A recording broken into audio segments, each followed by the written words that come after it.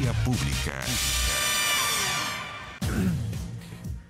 ¿Qué tal? ¿Cómo están ustedes? Muy buenas noches, bienvenidos a Vía Pública.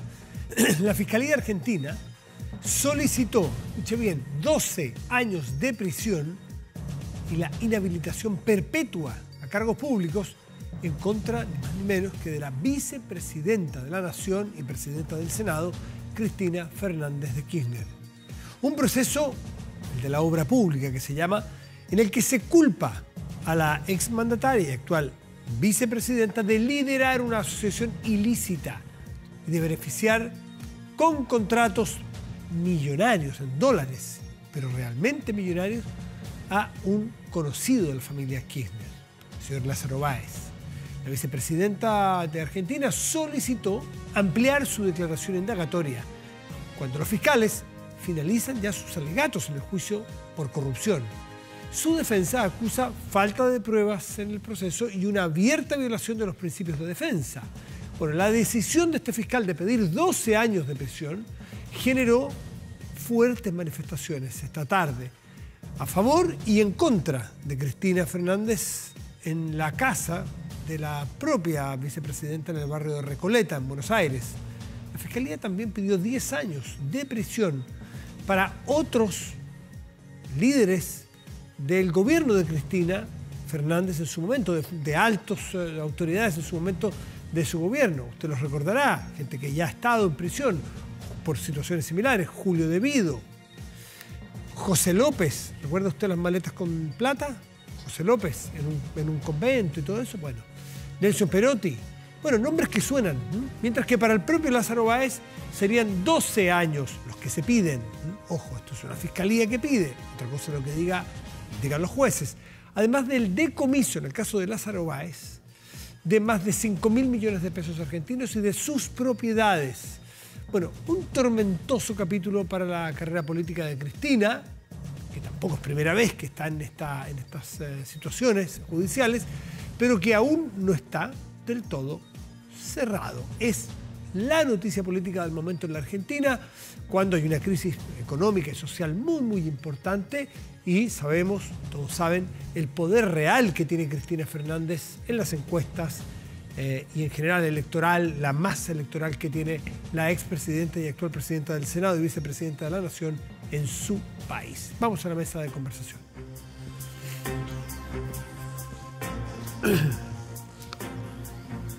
Bueno, y hablamos de temas que ocurren en nuestro país. Nos venimos con un tema totalmente distinto y tiene que ver con algo que ocurre en el sector, en la frontera, no exactamente en la frontera, pero en las regiones fronterizas, o en las regiones más del norte de nuestro país.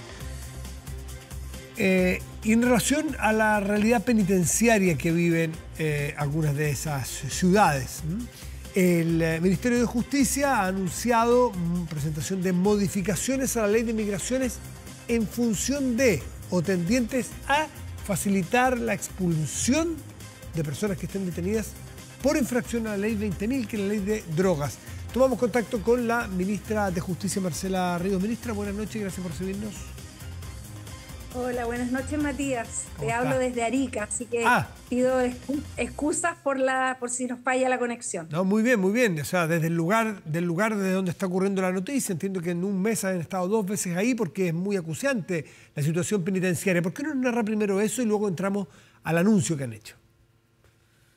Efectivamente, esta mañana, de hecho, hicimos un anuncio desde Iquique. Nos desplazamos después, hace pocas horas llegamos a Arica, pero en la mañana en Iquique hicimos este anuncio después de un mes justamente de haber estado en nuestra primera gira acá en el norte, y parte de lo que recogimos en esa primera gira tenía que ver justamente con la preocupación de muchos de los actores involucrados en el sector justicia, defensores, fiscales, el Poder Judicial y también el personal y las autoridades de Gendarmería respecto de la situación penitenciaria en particular y del sistema de justicia respecto de personas extranjeras que están procesadas o condenadas por ley de drogas. Las personas extranjeras que están imputadas por delitos de ley de drogas son la inmensa mayoría de las personas extranjeras privadas de libertad en nuestro país, y sin embargo se hizo una reforma el año pasado a la ley de inmigraciones que prohíbe la expulsión de personas que estén imputadas por algún delito de ley de drogas. Nosotros lo que hemos anunciado hoy día en Iquique, y vinimos hasta el norte justamente a hacer este anuncio, porque acá es donde más afecta, como tú estabas comentando, Matías, al principio, justamente en estas zonas donde tenemos la mayor cantidad de concentración de personas extranjeras privadas de libertad en nuestros recintos penitenciarios, y donde la imposibilidad de expulsar a estas personas va a significar un impacto muy significativo en la cantidad de personas privadas de libertad, pero también en la carga de trabajo de la Fiscalía, por ejemplo. A ver, ¿podríamos cuantificar, insisto, antes de entrar al detalle de la modificación, a quiénes podría afectar? ¿Cuántas personas? Porque leí cifras que me gustaría que usted me las chequeara. En torno a 5.000 personas serían los potenciales afectados por una modificación como esta. Efectivamente, alrededor de esa proporción, la proporción de personas extranjeras privadas de libertad está alrededor de 4.000 y tanto, un poco de menos de 5.000. Ese es el total de personas extranjeras privadas de libertad hoy día, tanto personas imputadas que están esperando una condena como personas condenadas. Y perdón, ¿y solo por ley 20.000 o ese es el universo de extranjeros? Ese es el universo de extranjeros. Okay. Por ley 20.000 en las mujeres es prácticamente el 90%, en los hombres es alrededor del 70%, entre 60 y 70%. Entonces estamos hablando, por ley 20.000 es la principal causa que en los últimos 10 años... ¿Y se ha incrementado, entre el 2002, ministra? ¿Se ha incrementado? Sí, desde el 2012 al 2023 la cantidad de personas extranjeras ha subido del 3,7% del total de la población penal a 10,9%. Es importante decir que todavía la población chilena privada de libertad es casi el 90%. La mayor cantidad de personas que están privadas de libertad no son extranjeras, son nacionales, pero la proporción de extranjeros ha ido en aumento en los últimos 10 años, un aumento de cerca del 4% a casi el 11%, es un aumento importante en 10 años. Y la mayoría de estas personas está imputada por algún delito vinculado al tráfico de drogas, incluidos en la ley 20.000. Ministra Ríos, usted hace mención a una modificación que puede afectar a estos extranjeros vinculados claro, que están siendo procesados y condenados por ley 20.000. ¿La modificación en particular hace mención a los condenados o también puede afectar a quienes están en proceso de...? Nosotros, nuestra propuesta como ministerio es que esto se aplique solo a las personas que ya tienen una condena. Por lo tanto, eso implica esperar el juicio, porque claro, efectivamente hay personas que pueden estar imputadas que finalmente no terminan siendo condenadas. Eso es importante. ¿Cuántos son los condenados? Y tienen que ser, perdón, disculpe, por lo que leí, tienen que ser condenas inferiores a 5 años y un día. Sí, para nosotros es importante acá, lo que estamos tratando de hacer es, por una parte, una preocupación central en la seguridad, es lo que nos ha pedido el presidente, es lo que hemos estado trabajando como gobierno en distintos ámbitos, de aumentar los niveles de seguridad, apoyar la reinserción, pero también es muy importante poder controlar la situación carcelaria, y en ese sentido lo que nosotros queremos hacer es poder aliviar un poco la sobrecarga de personas que están privadas de libertad, posibilitando las expulsiones, en particular de las personas menos peligrosas. Por eso es que nosotros estamos planteando que esto se aplique solo a las personas que tienen condenas hasta 5 años y un día. Eso en general son personas primerizas que están condenadas por un primer delito, y en general si tienen menos de 5 años de condena son delitos menos graves. Las personas que tienen condenas de más de 5 años y un día son personas que o son reincidentes o están privadas de libertad por delitos de mayor peligrosidad, y por lo tanto nosotros hemos querido acotar esta medida a este grupo de personas, muchas mujeres, por ejemplo, o personas más pobres, que no son necesariamente los cabecillas de las bandas, ni son quienes orquestan, digamos, el tráfico en un sentido más amplio, pero sí son personas que portan y traen, o en muchos casos en la frontera son lo que se llama burreros o burreras, que son las personas que transitan la droga o ingresan la droga. Ministra Ríos, de las condenadas o los condenados por ley 20.000, menos de 5 años y un día, ¿cuántas serían las afectadas? Precisamente, ¿cuántas serían? Y quiero que me responda, por favor, también, ¿qué sucedería si esas personas son expulsadas? Y dada la permeabilidad que ha demostrado nuestra frontera en el norte y la incapacidad del Estado de poder controlarla, por la dificultad geográfica, entre otras cosas, de que estas personas no vuelvan. Bueno, nosotros estamos tomando 2 medidas acá para tomar precauciones de que esto no sea un incentivo a volver. Primero, que las personas tienen una prohibición, si son expulsadas una vez que tengan una condena, tienen una prohibición de 10 años de entrar al país. Y segundo, si esas personas vuelven a ingresar al país, ya sea cometiendo un delito o no, esas personas tienen que terminar de cumplir su pena efectiva en la cárcel si son atrapadas reingresando. Los datos que tenemos y estamos recabando esa información, el detalle, pero hoy día, según las aplicaciones de expulsiones de los últimos 10 años, que han sido un poco alrededor de 10.500 expulsiones de personas privadas de libertad en esta última década, en promedio casi 1.000 personas al año, poco menos, 950. De esas casi 1.000 personas, el 90% son expulsiones por ley de drogas. Perfecto. Entonces nosotros estamos pensando que de aplicarse esta medida podríamos seguir expulsando alrededor de 800 a 900 personas al año. Si nuestra propuesta no es acogida, y esto es muy importante, Matías, significa que esas 900 personas que estaban siendo expulsadas hasta el año pasado, porque esta es una reforma que entró en vigencia recién desde el 12 de febrero de este año, vamos a tener que mantenerlas en prisión con el costo que tiene eso para el Estado de Chile, digamos, de aquí en adelante. Ministra Ríos, por último, porque me alcanza el tiempo, ¿cómo se hace en la práctica una expulsión? Chile decreta la expulsión de una persona con las condiciones que usted ya ha descrito.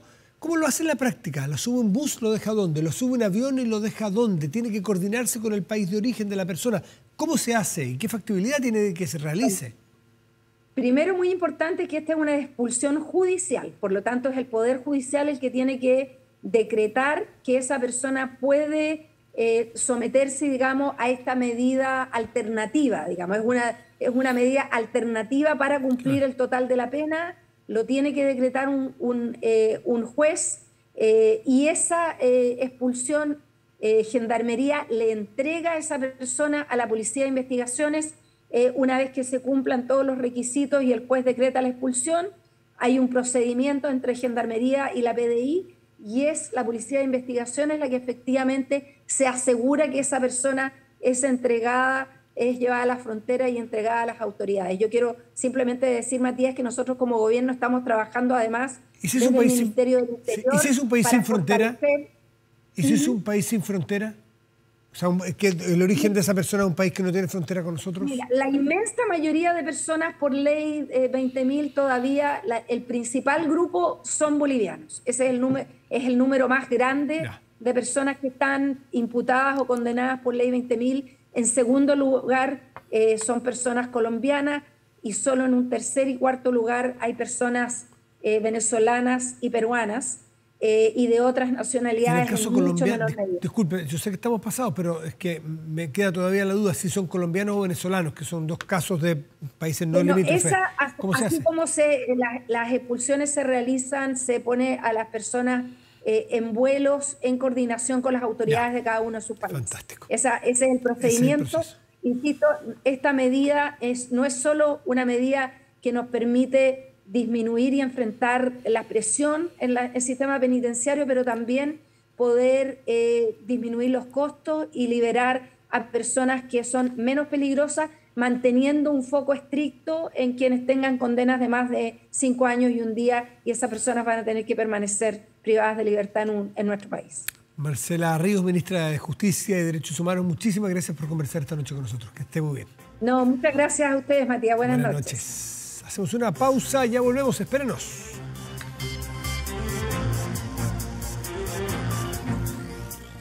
Aumenta la delincuencia, no grave robos emite los Contepillé, la empresa líder en seguridad preventiva con monitoreo de cámaras de seguridad y audio disuasivo en tiempo real. Tepillé, protege 24/7 su empresa y también su hogar. No sea usted la próxima víctima y contrátelos en tepillé.cl. Quedan 13 días, o si este terminó, 12 días, depende cómo se cuente, para el 4 de septiembre, que es el día marcado hace un tiempo ya como la fecha para que la ciudadanía se exprese de manera obligatoria, no olviden eso, si aprueban o rechazan la propuesta de constitución que nos hizo o nos hace la Convención Constituyente. Nos hizo porque ya está disuelta. Y bueno, las campañas están desplegadas con todo, lo único que no hay, porque hay restricciones de encuestas, pero el análisis sí se puede hacer y para eso tenemos a dos personas que nos van a ayudar a mirar cómo se desarrollan las negociaciones y los escenarios. Gloria de la Fuente es académica de la Escuela de Gobierno de la Universidad Católica. Gloria, muchas gracias como siempre por estar con nosotros. ¿Cómo estás?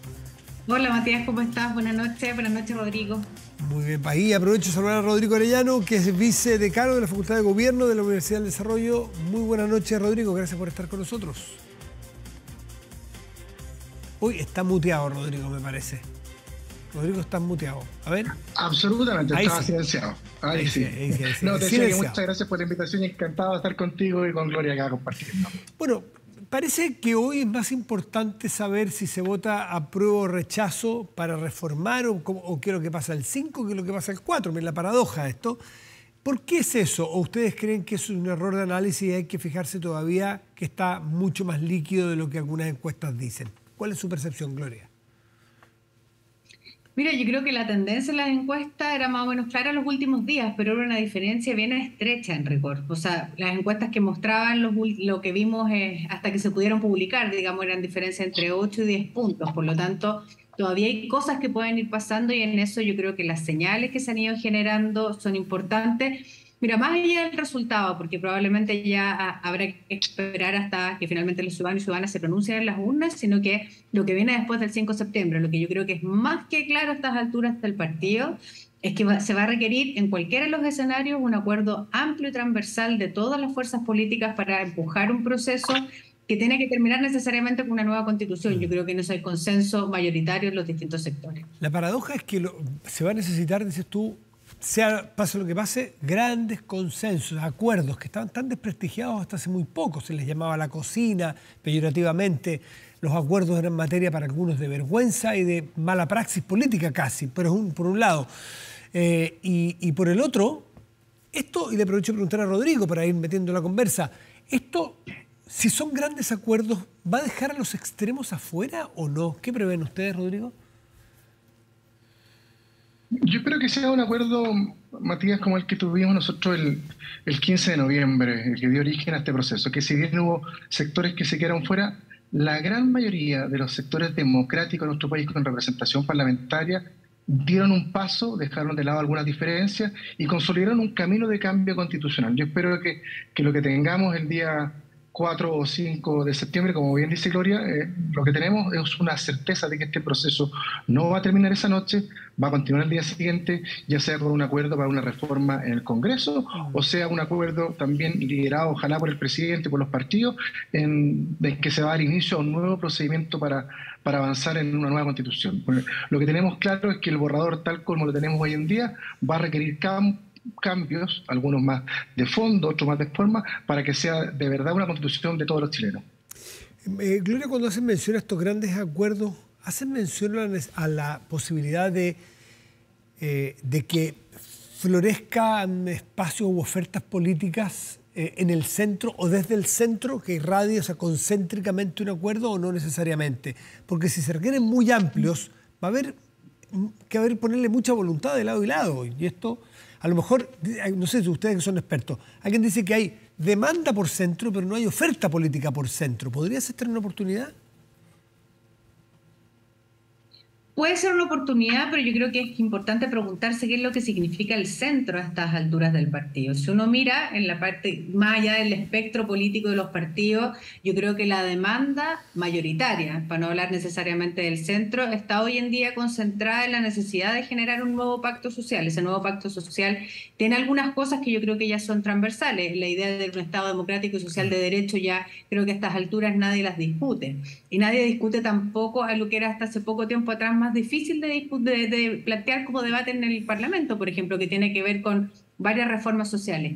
¿Cómo se hace? ¿Cómo se avanza en esa agenda? Yo creo que va a requerir esos acuerdos transversales justamente en el Congreso, ya sea porque en la práctica se gane el apruebo y por lo tanto hay que implementar aquella constitución que tiene varias normas en el fondo que requieren y ya los partidos que están por el apruebo han dicho que requieren modificación, y en el ámbito del rechazo para iniciar un nuevo proceso que justamente obedezca a esto que muy bien Rodrigo planteaba al principio.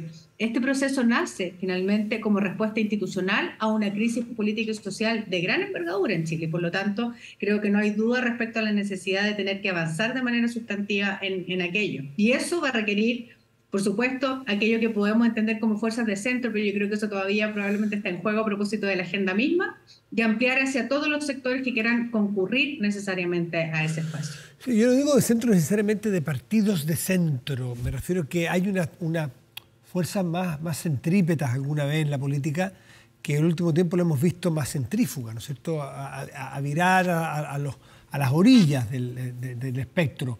¿Ven ustedes un poblamiento del centro, insisto, no de un partido propiamente de centro, sino que ideas de moderación y que todos vayan cediendo, Rodrigo? Yo fíjate, Matías, ahí tengo una leve diferencia. Fíjate, yo creo que más que el sector centro-izquierda, si bien suena como eslogan, pero creo que aquí lo que tiene que primar en esta nueva etapa va a ser el sentido común. Uno de los errores, desde mi punto de vista, que tuvo esta convención y que pecó esta convención fue no hacerle caso a las demandas comunes, a la ciudadanía, a los llamados de atención. Entonces, bueno, gran parte, por no decir la totalidad de las propuestas ciudadanas que tuvo esta convención fueron rechazadas en la propia convención. Y yo creo que este nuevo proceso tiene que hacerse cargo de ello, no solamente de lo que dicen las personas adentro, sino que del sentir ciudadano. ¿Cuántas veces se insistió en el tema de los fondos de pensiones? Fue la propuesta con más votación ciudadana y finalmente se rechazó. Lo mismo en el tema de educación, en el tema del Congreso, hubo más en el tema del Banco Central, que finalmente la convención sí hizo una especie de acogida. Pero yo creo que la nueva etapa debe estar plagada de sentido común más que de diferencias partidarias o de sectores. Y eso creo que fue una de las fallas tectónicas que tuvo el proceso convencional en esta etapa. El rol del gobierno y del presidente puntualmente, Gloria, ¿cómo lo ves? Yo creo que ha sido importante, yo creo que a nadie le cabe duda que el presidente Boric, antiguamente parlamentario, cuando se llegó al acuerdo del 15 de noviembre, fue uno de los artífices y quien empujó incluso en contra de algunos miembros de su sector el proceso constituyente, y por lo tanto obviamente ha tenido una posición y tiene una lógica y una mirada en esto. Yo creo que también ha sido muy claro respecto a la presidencia del gobierno, es decir, está muy bien que se manifiesten las posiciones, lo que no está bien, y eso lo establece la ley de probidad, es en el fondo ocupar recursos públicos para ello, digamos, para manifestar o inclinarse a una posición. Yo creo que ahí ya ha habido suficiente claridad en los últimos días a propósito de lo que ha hecho la Contraloría en el último tiempo. Pero sí creo que ha tenido un rol preponderante, entre otras cosas. ¿Cómo? ¿Perdón? Hacia adelante, lo del presidente. ¿Qué yo creo que sin duda, o sea, así como ha sido relevante lo que ha hecho el gobierno hasta acá, porque además la propia ley le entregó la facultad de tener que informar, hacia adelante yo creo que va a ser vital. Vital lo que haga el presidente de la República, que ya se ha manifestado, en el fondo va a tener una posición al respecto, como lo que haga el Parlamento, porque tal como él señaló el día de ayer, esto no se trata solo de la voluntad del Ejecutivo, se trata de consensuar fuerzas políticas de manera tal de tener que empujar un proceso, que en cualquier caso me parece que esto sí es una contestación relevante. Yo creo que en esto hay cierta transversalidad también, de acuerdo, va a requerir necesariamente buscar espacios para legitimar aquello en la ciudadanía, y por lo tanto va a haber que vamos a tener que discutir los próximos días, las próximas semanas seguramente, cómo en el fondo esto sería posible, si a través de una nueva convención, con qué reglas del juego. Me parece que la paridad ya ganó un espacio suficiente y me parece que eso ya casi no está en discusión, excepto con algunas personas que no plantean aquello, y luego con la participación de pueblos originarios, que también habría que mirar cómo se hace, pero creo que es necesario, una vez resuelto el plebiscito, que se establezca con claridad cuál es el punto de partida, pero además cuál es el proceso que viene hacia adelante para generar certidumbre. ¿Tú cómo lo ves, Rodrigo, el liderazgo del presidente? ¿Qué rol le cabría en un nuevo periodo en la eventualidad de que gane el rechazo, que es lo que tú planteas? Sin perjuicio de que él mismo anoche señalaba que esta discusión tenía que trasladarse al Congreso, yo discrepo de la mirada del presidente Boric en ese análisis. Yo creo que el liderazgo de él esa noche, independiente del resultado, al día siguiente va a ser fundamental. Él va a ser el llamado a liderar este proceso, a convocar los grandes acuerdos, como dice Gloria. Entonces, va a tener que tener un rol muy relevante como eje articulador, como líder de este proceso, y sin duda su actitud de estos últimos días, en que ha tenido un cambio con respecto a la mirada al plebiscito, que ha abierto la posibilidad cierta de que gane un rechazo, a diferencia de lo que planteaba en un comienzo, va a ser muy relevante. Yo creo que el rol del presidente Boric va a tener que ser de humildad, de grandeza y de líder para poder encauzar las demandas y este nuevo proceso convencional. ¿Y cómo ven ustedes las voluntades de los partidos que están más a las orillas, en la izquierda o en la derecha? Por ejemplo, voy a poner dos ejemplos. Vemos que el 8 de julio los tres partidos de la Alianza, los tres partidos principales del Chile Vamos, suscribieron un acuerdo por nueva constitución, explícito. Partido Republicano, ni una palabra, no ha dicho nada. Uno podría suponer muchas cosas, pero no han dicho nada. En el Partido Comunista, si bien firmaron, todos sabemos que al minuto después el presidente del Partido Comunista dice que no puede dar garantía. Que si bien es cierto, el solo decirlo es un hecho político, porque para muchos generó una duda, en fin. ¿Cómo ven ustedes que está la voluntad en los grupos más extremos, más extramuros de la política? Aunque están dentro, porque están en el Congreso, ¿no es cierto? ¿Cómo lo ven ustedes en la voluntad de empujar hacia grandes acuerdos? Bueno, yo creo, parto yo, Rodrigo, ¿no? Sí, por favor, Gloria. Bueno, sí, yo tengo la impresión de que, a diferencia de lo que pasó con el acuerdo del 15 de noviembre, el Partido Comunista en este caso se ha ido subiendo a el proceso después, más tardíamente, pero se subió después, y como bien señalabas, Matías, suscribió el acuerdo de reforma necesario para poder implementar o para poder clarificar más bien ciertas cosas que generaban dudas en el texto que se propone.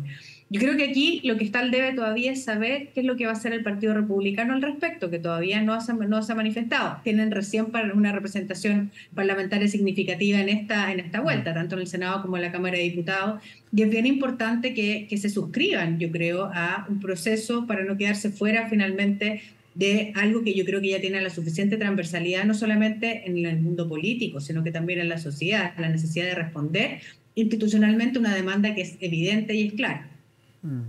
¿Rodrigo? Yo tengo la impresión, Matías, que finalmente tanto sectores de izquierda como derecha van a tener que sumarse necesariamente a un nuevo proceso. Yo tengo la impresión de que el Partido Republicano tiene una mirada crítica, no del nuevo proceso convencional, sino del actual. Fue tan crítico o tan mal trabajado el proceso actual de la Convención, o tan mal evaluado por parte del Partido Republicano, que un nuevo proceso de alguna forma salta ciertas alarmas. Pero en la medida que el presidente Boric logre ir a un acuerdo, que se sumen gran parte del Congreso, que se dé garantía de un proceso distinto al de actual. Ya tuvimos la experiencia de que esta convención no logró el trabajo perfecto, por cierto, un trabajo bastante poco riguroso, que no logró concitar la unidad de todos los chilenos, y logrando, yo creo, un acuerdo que se haga cargo de lo que no se hizo bien y proyecte un proceso distinto, más corto, con menos plazo, que entregue más certidumbre. Sí. Yo tengo la impresión que gran parte de aquellos que son críticos se van a poder sumar a este proceso. Y yo espero que tanto el Partido Republicano como el Partido Comunista formen parte de este acuerdo, porque es muy relevante que todas las fuerzas políticas estén encima de él. Ahora, el Partido Comunista, con sus bemoles que ya los planteamos, está en el acuerdo de su sector. El Partido Republicano no está en el acuerdo de su sector. Su candidato presidencial dice otra cosa. Sí, pero el Partido Republicano no lo ha hecho. ¿Qué podemos pensar? ¿Podemos pensar que el Partido Republicano representa un sector de una derecha, que a lo mejor es el 0,1% o el 20% o el 40%, no tengo idea, pero un sector de la derecha que si gana el rechazo no es tan comprometida en impulsar un proyecto constitucional nuevo, que quieren quedarse con la Constitución vigente? ¿Eso es que pensar, a tu juicio? Yo creo que son pocas las personas, Matías, que piensan eso después de todo este proceso. Incluso aquellas que votaron rechazo en el plebiscito de entrada se han ido convenciendo de la necesidad de un nuevo pacto social. Lo que sí, hacerlo bien, yo insisto, haciéndose cargo de los errores que tuvo esta convención para proyectar un nuevo pacto social para el futuro. Y yo tengo a pensar que con sensatez y con un buen liderazgo finalmente se va a terminar sumando. Gloria, si se parte un nuevo proceso, ¿qué habría que hacer distinto? ¿Qué se hizo mal para no repetir la fórmula? Yo creo, a ver, yo estoy muy convencida, la verdad es que el proceso es un reflejo también de la discusión que se dio al interior de la Convención Constitucional con todos los bemoles y las dificultades que tuvo. Por eso siempre he pensado que un texto de estas características no está escrito en piedra y por lo tanto era muy importante esta señal de los partidos que están por el apruebo de generar claridad y la necesidad de reforma en algunos ámbitos que eran bastante más discutidos. Entonces, sí, creo que era difícil esperar una cosa muy distinta en un órgano tan inédito como el que en el fondo se generó en esta ocasión, ¿no? Ahora, creo que sí, si pudiéramos, o sí, en la eventualidad que ganara el rechazo, que yo creo que todavía hay que esperar lo que pasa en los próximos 13 días, pero en la eventualidad que ganara el rechazo, creo que hay que elegir reglas electorales que permitan efectivamente generar grandes consensos, que permitan la deliberación al interior de ese órgano, pero además creo que no partiendo de cero. Yo creo que este texto constitucional tiene muchas cosas buenas. Lo digo en un ámbito que me toca trabajar más de cerca. Buen gobierno, los temas de transparencia, probidad, a propósito justamente de lo que nos trajo hasta acá, los escándalos de corrupción en muchos casos que generaron desconfianza en la ciudadanía. Creo que están bien resueltos en el texto constitucional. Hay otros temas más de vanguardia que tienen que ver con temas medioambientales y otros que también creo que son bien importantes, los derechos sociales, que eran una aspiración. Entonces, me imagino que un nuevo proceso no debiera partir de cero, debiera tomar todas esas cosas de ese texto constitucional, más eventualmente la propuesta del gobierno de la presidenta Bachelet, que quedó ahí durmiendo en el Congreso en su minuto, y sobre esa base lograr construir un gran consenso, insisto, en la eventualidad que ganara el rechazo, porque creo que lo responsable es ponernos en los distintos escenarios justamente para poder generar una conversación adecuada cuando tengamos el resultado. Rodrigo, por último, Gloria dice que no a partir de cero están los insumos de las propuestas de la presidenta Bachelet, está como insumo o puede estar como insumo el proyecto que está hoy día proponiéndose. ¿Hay insumos que puede aportar la Constitución vigente, la originalmente del 80, modificada del 2005? Matías, Chile tiene una historia constitucional de casi 200 años. Hay insumos desde hace 200 años que son importantes para la Constitución.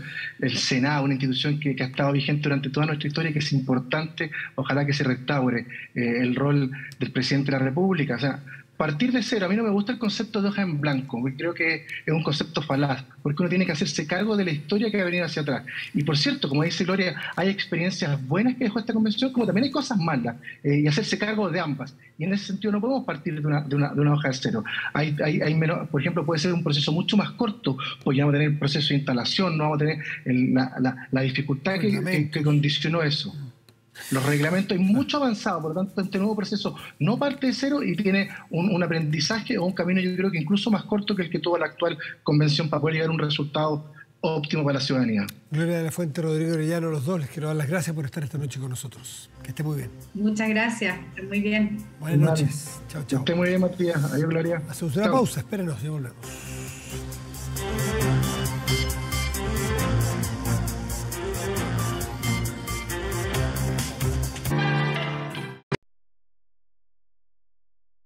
Nuestro portal de noticias y contenidos 24horas.cl, que destaca en este momento la siguiente información. La vemos allí. Ataque incendiario deja un herido por perdigones en la provincia de Arauco, en la macrozona sur de nuestro país. La violencia que no nos deja dormir tranquilos. Y lo decimos aunque estemos nosotros aquí en Santiago, empatizando con las personas que viven en esas zonas. La información en 24horas.cl. Revisamos el tiempo. El termómetro indica que en este momento en la región metropolitana hay 10 grados con 2 décimas y que el cielo está parcial, pero que mañana martes y el miércoles tendremos el siguiente pronóstico. Despejado mañana con 17 grados como máxima probable, en tanto el miércoles habrá 18, pero el cielo estará parcial. Revisamos otras dos regiones de nuestro país. Casablanca, aquí en la región de Valparaíso, tendrá cielo parcial y una máxima probable de 18 grados, en tanto Los Ángeles, en el Biobío, habrá también cielo parcial, pero 13 grados de máxima probable. De fondo escuchamos a la ultra famosa y en este momento de las artistas más importantes de la escena mundial, la albanesa británica, pero albanesa de origen, Dua Lipa, que hoy cumple 27 años. Su primer trabajo musical fue publicado en 2015, se trata del sencillo New Love. canción que es parte de su álbum debut New Rules. Desde entonces, la cantante solo ha cosechado éxitos. En 2018 ganó 2 Brit Awards por Mejor Solista Británica y Mayor Irrupción Musical de ese país. En febrero del 19 fue premiada como Mejor Artista Nueva en los Grammy con la canción que escuchamos justamente de fondo, Electricity, perteneciente a su último trabajo de estudio con el que actualmente se encuentra de gira y que la traerá a nuestro país el próximo 16 de septiembre. Con Dua Lipa despedimos Vía Pública de hoy. Muy buenas noches y gracias por venir.